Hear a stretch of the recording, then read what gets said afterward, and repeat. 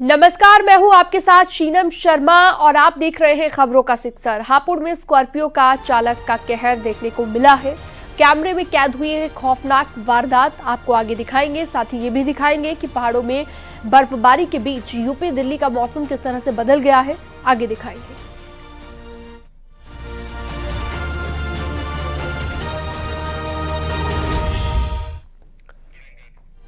फिरोजाबाद में तेज रफ्तार पिकअप ने स्कूली बच्चों को टक्कर मार दी। हादसे में एक बच्चे की मौके पर की मौत हो गई है, 3 बच्चे घायल हुए हैं। घटना फरीहाद थाना क्षेत्र की बताई गई। हादसे के बाद बच्चे सड़क किनारे गड्ढे में जा गिरे और 3 बच्चों के गड्ढे में होने का दावा किया जा रहा है। वहीं सूचना के बाद पुलिस भी मौके पर पहुंच गई।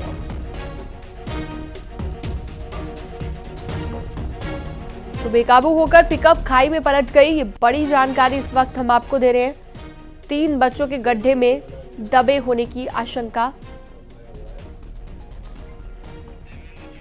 देवेंद्र चौहान फोनलाइन पर जुड़ गए ज्यादा जानकारी के साथ। देवेंद्र, कैसे यह हादसा हुआ और अभी क्या लेटेस्ट अपडेट हादसे को लेकर? जिस तरीके से ये एक्सीडेंट हुआ है, हालांकि अभी स्थिति बिल्कुल साफ हो गई है और बच्चों को निकाल लिया गया है और जिन बच्चों की चोट लगी थी उनको अस्पताल में भेज दिया गया है। बकाया स्थिति नियंत्रण में है और वहां से जो है उसको हटा दिया गया है, गाड़ी को भी, और रास्ता साफ करा दिया गया है। लेकिन हालांकि कहीं ना कहीं लापरवाही है जिसको लेकर ये दुर्घटना हुई है और कई बार इसको लेकर जिला प्रशासन प्रयास करता रहा है, लेकिन चूंकि जो जिस तरीके से ट्रैफिक है, वाहन जो चलाए जाते हैं वो कहीं ना कहीं दिक्कत करते हैं। जी ठीक है देवेंद्र, बहुत शुक्रिया तमाम जानकारी विस्तार से देने के लिए आपका।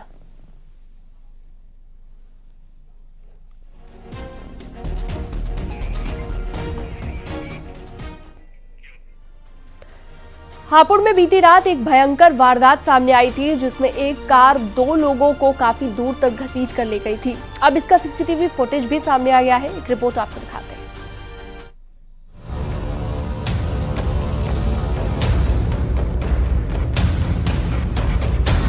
बीती रात हापुड़ की सड़क का ये खौफनाक मंजर है, जहां एक सफेद स्कॉर्पियो 2 बाइक सवारों को घसीटती हुई ला रही है। आरोप है कि गाड़ी ने पहले बाइक में टक्कर मारी, इसके बाद उसमें सवार 2 लोग उसके बम्पर के सामने आ गए, लेकिन स्कॉर्पियो चालक ने गाड़ी को नहीं रोका। वो करीब 1 किलोमीटर तक दोनों को घसीटता रहा। काफी दूर जाकर गाड़ी रुकी, लेकिन तब तक काफी देर हो चुकी थी। आसपास के लोगों ने पुलिस को इसकी जानकारी दी, जिसके बाद दोनों को अस्पताल ले जाया गया, लेकिन डॉक्टर जान नहीं बचा सके। लेकिन दोनों पहले ही दम तोड़ चुके थे। सीसीटीवी में एक खौफनाक घटना कैद हो गई। वारदात के बाद गाड़ी चालक उसे हाईवे के किनारे छोड़कर फरार हो गया था।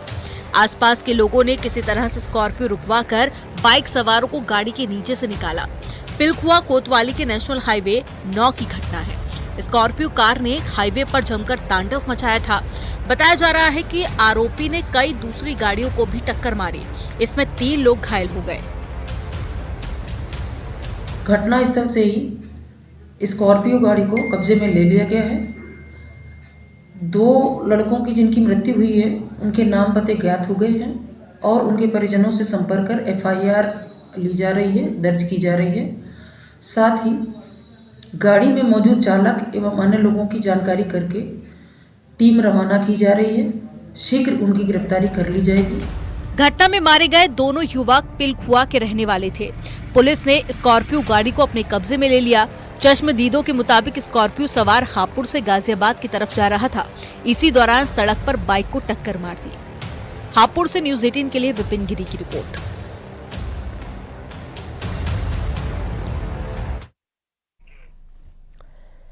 मध्य प्रदेश के जबलपुर से एक बेहद हैरान कर देने वाला मामला सामने आया। यहां पर एक युवक ट्रेन के पहिए के पास बैठकर 250 किलोमीटर से ज्यादा तक का सफर तय करके पहुंचा और जैसे ही इसकी जानकारी मिली रेल कर्मचारियों को तो उनके होश उड़ गए। देखिए।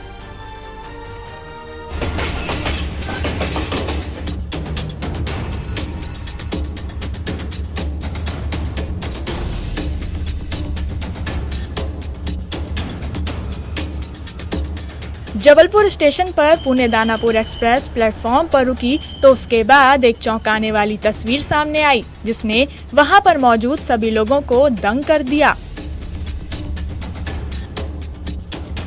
ट्रेन के पहिए के बीचों बीच एक लड़का बाहर निकलता हुआ दिखाई पड़ा।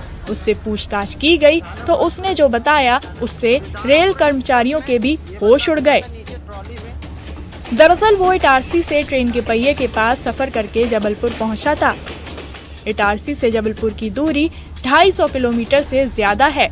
युवक की किस्मत अच्छी थी कि वो सही सलामत जबलपुर पहुंच गया, लेकिन उसके साथ अनहोनी भी हो सकती थी। अपनी जान को जोखिम में डालकर उसने सफर किया। मामले का खुलासा तब हुआ जब ट्रेन जबलपुर स्टेशन के आउटर पर पहुंची। इस दौरान रेल कर्मचारी जब ट्रेन के S4 डिब्बे के पास जांच कर रहे थे, तभी उनकी नजर कोच के नीचे लेटे इस युवक पर पड़ी। उसे बाहर निकलने को कहा गया। वहां पर मौजूद हर शख्स उसे बस देखता ही रह गया। कुछ लोग वीडियो भी बनाने लगे। बाद में उसे वैगन विभाग को सौंप दिया गया। हाँ, ये एक व्यक्ति है जो 12149 के S4 के नीचे पाया गया है।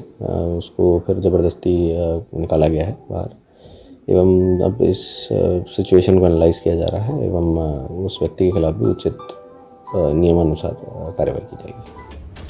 गुरुवार की शाम की ये घटना है। कैरेज एंड वैगन की टीम ट्रैक से गुजरते पहियों और कोच को देखकर ये पता लगाने की कोशिश करती है कि कहीं कोई तकनीकी समस्या तो नहीं है। जब कर्मचारी जांच कर रहे थे तो तभी ट्रेन के पहिए के पास उन्हें हलचल देखने को मिली। S4 कोच की बोगी के नीचे लगी ट्रॉली पर एक युवक को लटके हुए देखा जो एक्सल के सहारे लेटा हुआ था। पूछताछ में उसने बताया कि उसके पास टिकट के पैसे नहीं थे और इसी वजह से वो सफर करके आया, लेकिन उसके साथ कोई हादसा भी हो सकता था। ये बेहद ही गंभीर मामला है जो सीधा सीधा सुरक्षा के साथ खिलवाड़ भी है। मामले की जांच RPF पुलिस को सौंप दी गई है। Bureau report, news 18।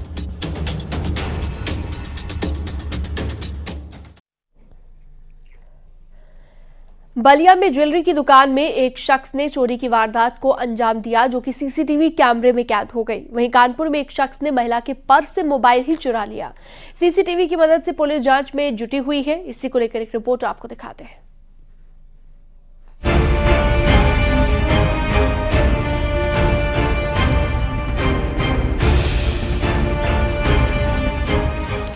एक ज्वेलरी की दुकान में महिला दुकानदार होती है। मौका पाते ही एक शख्स दुकान में आया और उससे गहने दिखाने के लिए कहने लगा।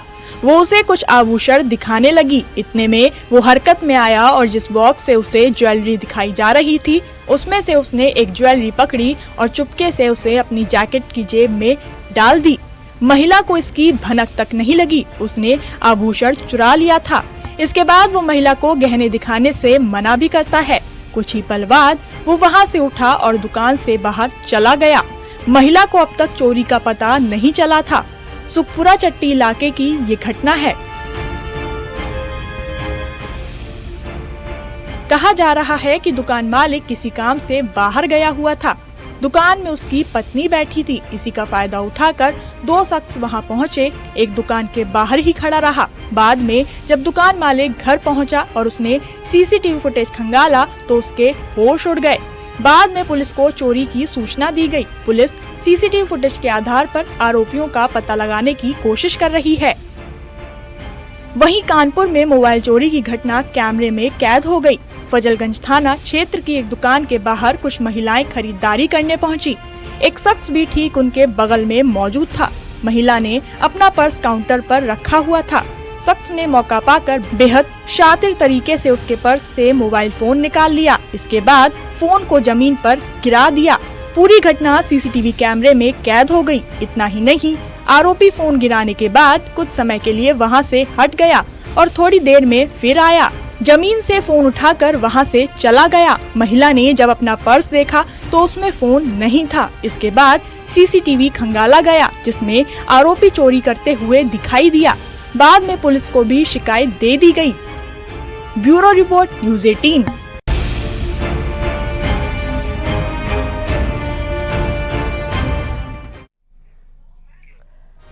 पहाड़ों पर जहां जमकर बर्फबारी हो रही है तो वहीं उसका असर अब मैदानी इलाकों में भी दिखने को मिलने लगा है। उत्तराखंड के पहाड़ों में जमकर हिमपात हुआ है। उत्तराखंड में जहां वादियां बर्फ से ढकी हुई हैं तो वहीं जम्मू कश्मीर की चोटियों पर भी बर्फ की सफेद चादर है। दिल्ली NCR में आज लोगों की नींद खुली तो बाहर बारिश हो रही थी। देखिए,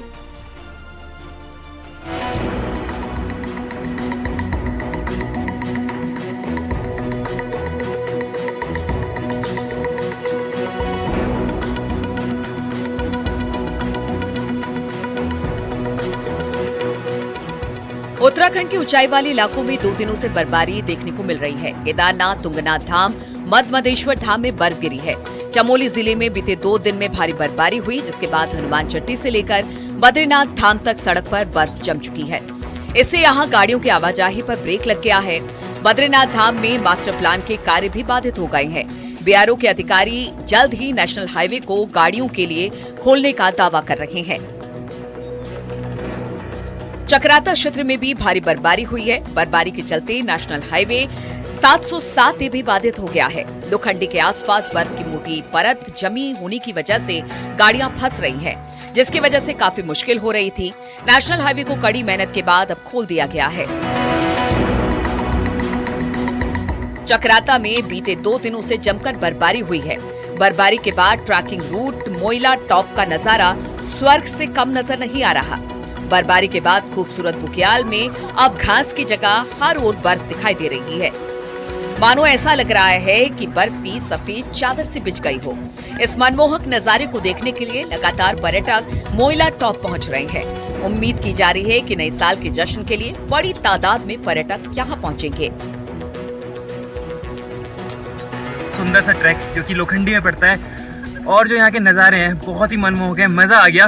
16 लोगों का हमारा ग्रुप है, अलग अलग जगह से लोग आए हैं। सब लोग बहुत एंजॉय कर रहे हैं। जैसे आप देख सकते हैं चारों तरफ स्नो ही स्नो। उत्तरकाशी में एक बार फिर मौसम बदलने के साथ ही बर्फबारी शुरू हो गई है। गंगोत्री, यमुनोत्री समेत ऊंचाई वाले क्षेत्रों में बर्फबारी हो रही है। वहीं राडी टॉप में भी बर्फबारी देखने को मिली है। उत्तरकाशी में मौसम बदल गया है। इसमें राडी टॉप पे हम खड़े हैं और मौसम बदलने के साथ ही यहाँ पे हल्की बर्फबारी शुरू हो गई है। हम आपको दिखा सकते हैं कि किस तरह से हल्की बर्फबारी के साथ जो पूरे जनपद का जो मौसम है वो पूरी तरह से बदल गया है।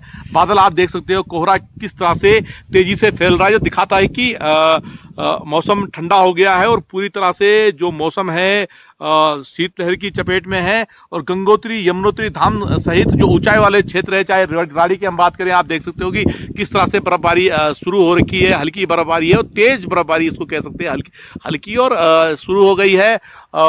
मौसम के बदलने के साथ ही जो पर्यटक होते हैं उनके चेहरे भी खुल जाते हैं और नया साल भी आने वाला है। उससे पहले जिस तरह से मौसम बदला है तो ऊंचाई वाले क्षेत्र में बर्फबारी देखने को मिल रही है। आप देख सकते हो राडी टॉप में किस तरह से तेज हल्की बर्फबारी हो रही है। मौसम की एक्सक्लूसिव तस्वीरें आप देख सकते हो। मौसम बदलने के साथ ही जो ऊंचाई वाले क्षेत्र है वहां बर्फबारी शुरू हो गई है। और कह सकते हैं कि जिस तरह से मौसम विभाग का कहना है कि 1 से 2 दिन में बर्फबारी ऊंचाई वाले क्षेत्रों में देखी जा सकती है, तो आप देख सकते हैं कि बर्फबारी शुरू हो गई है। जम्मू कश्मीर में भी ऊंचाई वाले इलाकों में भारी बर्फबारी देखने को मिली। पहाड़ों में लगातार जारी बर्फबारी से तापमान में भारी गिरावट दर्ज की जा रही है। गांदरबल की ये मनमोहक तस्वीरें सामने आई है, जहां वादियां बर्फ से ढकी हुई है। मौसम बदलने से सैलानी भी काफी खुश है। डोडा में लगातार बर्फबारी हो रही है। वादियों में घूमने गए सैलानियों के लिए ये किसी जन्नत से कम नहीं।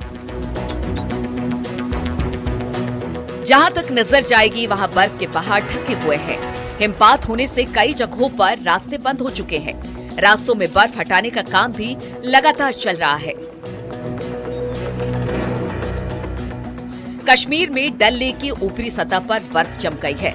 शिकारों का जाम लग गया है। पारा माइनस से नीचे लुढ़क चुका है।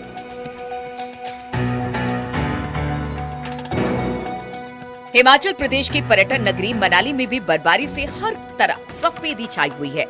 मनाली के ऊपरी इलाके रोहतांग पास, पलचान, सोलंग नाला सहित आसपास के तमाम इलाके पूरी तरह से बर्फ की आगोश में आ गए हैं।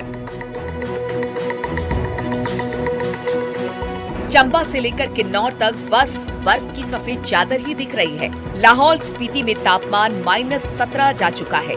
दिल्ली एनसीआर में भी मौसम पूरी तरह बदल गया है। सुबह जब लोगों की आंख खुली तो बाहर बारिश हो रही थी। अंधेरा छाया हुआ था। बारिश के चलते ठंड भी बढ़ गई है। वहीं सुबह सुबह ऑफिस आने वाले लोगों के लिए परेशानी भी बढ़ी है। कई जगह सड़क पर जाम के साथ साथ जलभराव की समस्या भी देखी गई है। मौसम विभाग के मुताबिक उत्तर पश्चिम और मध्य भारत में बारिश की अभी संभावना है। Bureau report, news 18।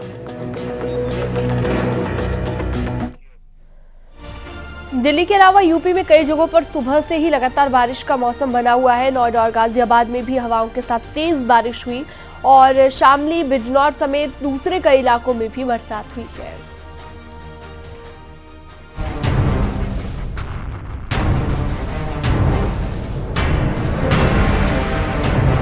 दिल्ली से सटे नोएडा में सुबह से ही बारिश हो रही थी। दिन के समय में अंधेरा छाया हुआ था।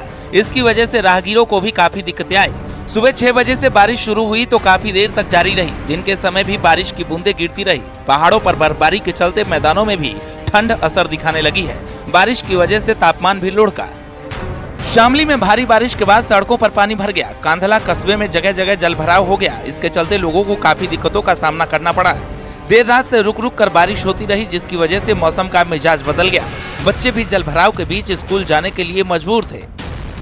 मौसम विभाग ने राज्य के कई सारे हिस्सों में 3 दिन तक घने कोहरे और बारिश को लेकर अलर्ट जारी किया है।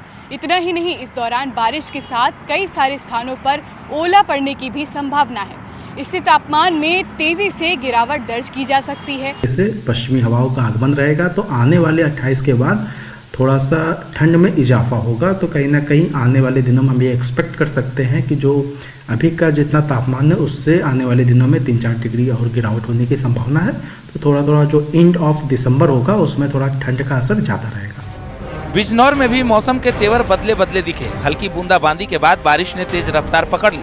बारिश की वजह से ठंडक बढ़ गई है। लोग घरों में दुबकने को मजबूर हो गए। गाजियाबाद में भी बादल खूब बरसे। सुबह से ही कोहरा छाया हुआ था, उसके बाद तो बारिश होती रही। वहीं सहारनपुर समेत दूसरे इलाकों का भी मौसम बदला। सहारनपुर में भी तेज हवाओं के साथ बारिश देखने को मिली। हम बात करें तो जैसे कि जो ग्लोबल फिनोमेना होता है एल नीनो ला नीनो, तो इस बार जो ला नीना तो अपने न्यूट्रल फेज में था। तो कहीं ना कहीं उसका थोड़ा इम्पैक्ट होता है कि ठंड एक नॉर्मल और या नॉर्मल से थोड़ा कम रहता है। तो इस साल का जो सीजन था वो नॉर्मल से कम ठंड रहा। तो कहीं ना कहीं उसका जो ला नीना का उतना असर यहाँ पे नहीं था। अगर ला नीना थोड़ा स्ट्रांग होता तो यहाँ पे थोड़ा ठंड का असर पड़ सकता है। मौसम विभाग के मुताबिक नए साल की शुरुआत में ठंड बढ़ सकती है। Bureau report, news 18।